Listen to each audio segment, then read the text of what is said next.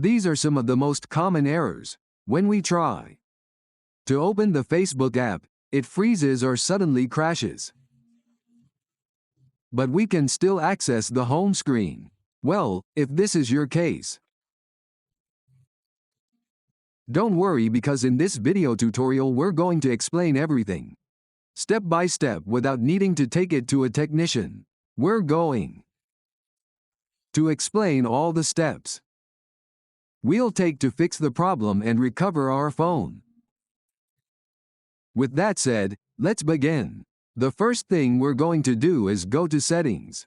We'll go to Settings. Well, the first thing we're going to do is open the Play Store. This is the first thing we're going to do. We'll search for Facebook and see if there are any updates. If there are, and it says Update, it will update. But if you don't see the update option, so you leave it like that, we have it updated. The next thing we're going to do is go to Applications. Then, when we're in Applications, we're going to look for the Facebook option.